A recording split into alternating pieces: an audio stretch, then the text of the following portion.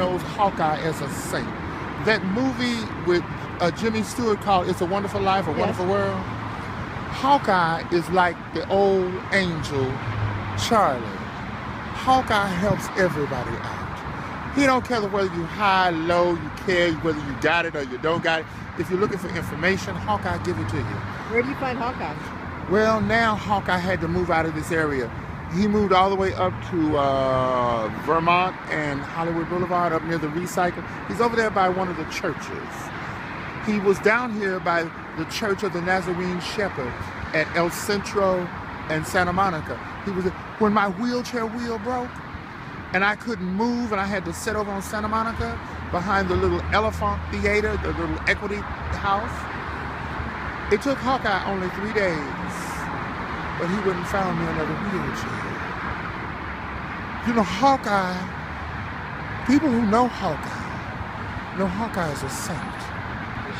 He may be whatever nefarious people think about nefarious people, or whatever regular people think about him. But to some of us out here, Hawkeye is a saint. I'll have to meet Hawkeye. So one of these days, you'll probably run across him. So what are you doing for Christmas, Eddie? Well, I'm trying to get somewhere to become, because they say this weekend it's going to rain. All right. And so I'm trying to figure out where I'm going to go for shelter. The only place I really know is at GLAD. Gay, lesbian, something. Yeah. You know, they got a little overhang there. And I think I can slide there. But I'm just, anywhere I can find a cut, no further than Highland, really. I don't want to go past Highland. Okay. But I left La Brea and Sunset on Santa Claus Lane Parade. After the parade, I pulled all the way over to the Staples Center with 3 supermarket carts. That's amazing. I sold 2 microwaves, a Brahms coffee maker, a foot massage machine. I sold 2 matching bronze lamps. I bartered for some stuff because I didn't have no cover. So I bartered for things, you know, all over the Ardmore, Kenmore, Catalina, Barrando area, all over Pico. I slept at the adoption agency over there. They let me sleep over there. I carry a broom everywhere I go, and I clean and sweep up, you know. And they let me sleep there during the rainy period that we just had, you know. And Alicia, a lady who comes through there, when she comes through, she'd buy me donuts. And then Julian Wan, who lives around the corner, who goes to one of the Pentecostal Latin churches up there, he would come and bring me coffee in the late evening and a donut. You know, I tell people there are still some good people in the world. All you got to do is look up, look out, and look around you, and keep a smile in your heart, because that's the thing that'll get you through. And remember all the good times. Principles. Every creature human has them. Remember, there is an ethic about everybody. There's something that we do in order to maintain our existence for the day and the evening and the night. There's also a moral in our lives.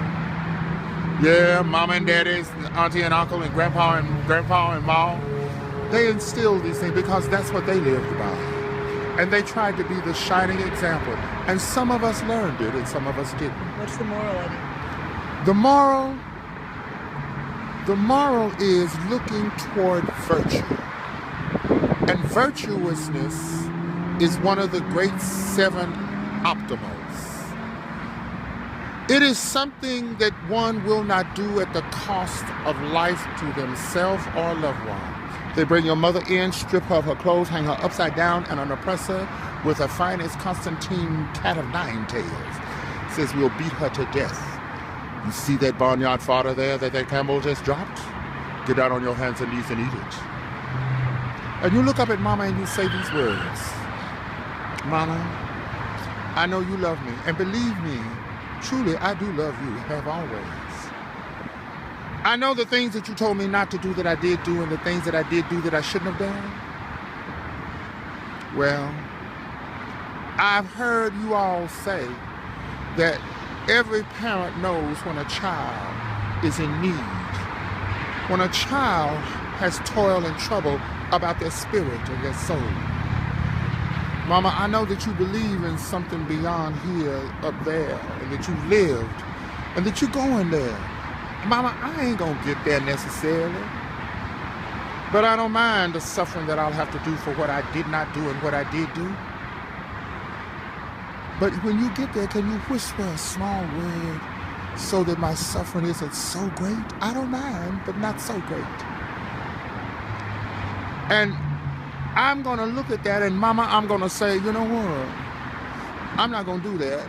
That's something I done shoveled that. I've walked in it. I've dealt it. I've been the target of it. And I've even made others the target of it. But you know what? Today, Barnyard Father has to go. Because I'm not going to wade in it anymore. I'm going to turn around because, Mama, I want you to go on. And I want you to rest wonderfully and comfortably. And the oppressor turns and says, cut her down. Let the child fashion her back. And let them go on. So now, we know that there is something that you won't do at the cost. That's one of the principles I live by. The principle of pure virtue. To when it comes down to it, when you're on your hands and your knees, and the cost of somebody's life that you love or your own is at stake, go ahead on. I've suffered enough already. But that's all right. This is the last suffering. Bye, love. All right. Merry Christmas. Merry Christmas. Bye, Eddie. All right. Bye. Bye.